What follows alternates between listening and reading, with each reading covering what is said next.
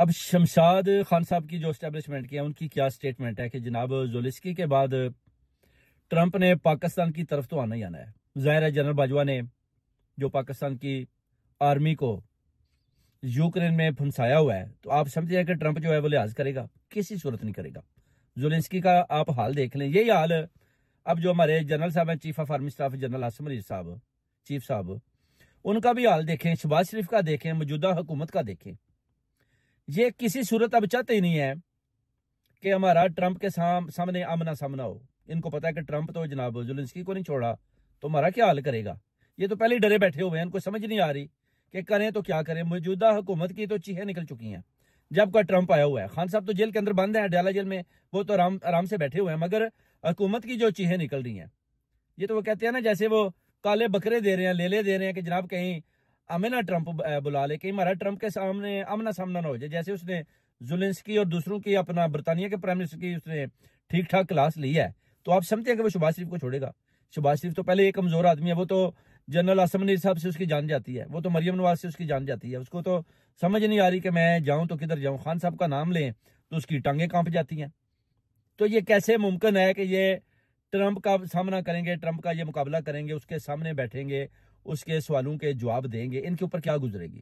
Trump تو آپ نے دیکھا کہ انڈیا کے ایک اسٹوڈنٹ انگلش میں اس کے آگے سوال کر رہا ہے تو اس نے بولا کہ مجھے تیری سمجھ نہیں آ رہی، اور انگلش کویسچن پر بھی اس نے انگلش کا ایک انگریزی کا ترجمان بھی بٹھایا ہوا ہے کہ صحیح کر کے ذرا نا مجھے پتا چلے کہ یہ کہتا کیا ہے۔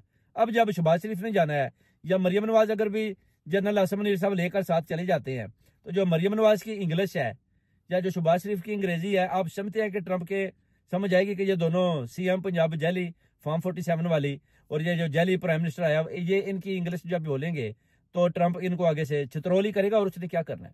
اس کو بھی پتا ہے کہ فارم 47 کی حکومت ہے، سیٹیں نہیں ہیں ان کے پاس، سیٹیں چرائی ہوئی ہیں۔ اس کا جو دکھ ہے نا، سیٹوں کا جو غصہ ہے، وہ درد ہے، وہ ٹرمپ بڑی اچھی طرح سمجھ سکتا ہے، کیونکہ اس کے بھی کانوں کے نیچے سے گولی کی گزر کے گئی ہے۔ اس کو پتا ہے کہ خان کے ساتھ زیادتی کر رہی ہے یہ حکومت، یہ جو چاند جرنیل ہیں یہ بھی خان کے ساتھ زیادتی کر رہے ہیں، تو ان کو جو ہے نا ان کی کلاس لینی ہے۔ تو ایک دفعہ اس نے کلاس لے لی نا تو پھر یہ جناب کدھر دے نہیں رہوں گے۔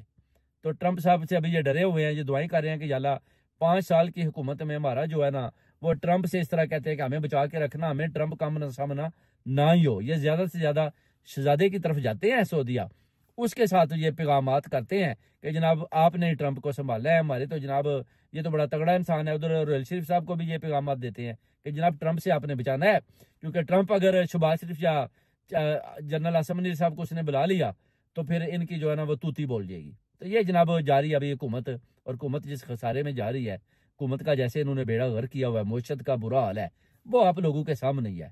یعنی 70 سالوں میں سب سے بدترین حکومت وہ ہے مریم نواز یا نواز شریف و شہباز شریف کی، جو زبردستی جنرل صاحب نے مسلط کیا ہے۔ اس سے پہلے ذوالفقار علی بھٹو آئے، سب آئے، اتنی گندی اور بری حکومت آج تک عوام کو نہیں ملی جتنی یہ ملی ہوئی ہے۔ زبردستی قبضہ کیا ہوا ہے، عوام ان کو پسند نہیں کرتے، زبردستی عوام میں جاتے ہیں، لوگ ان سے باتیں نہیں کرنا چاہتے، زبردستی لوگوں سے باتیں کرتے ہیں، لوگوں کا دھیان خان کی طرف ہے، ڈیالہ جیل۔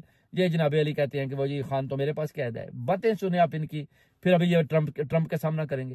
یہ حکومت جناب بس ہو چکی ہے، بس کریں، گھر جائیں، خان صاحب کو آنے دیں، آپ کے بس کی بات نہیں ہے۔ ایک دفعہ وہ باہر آ گیا نا تو بس پھر ایا کا نعبدو ویا کا نستعین، تو آپ کے لیے انا للہ و انا الیہ راجعون۔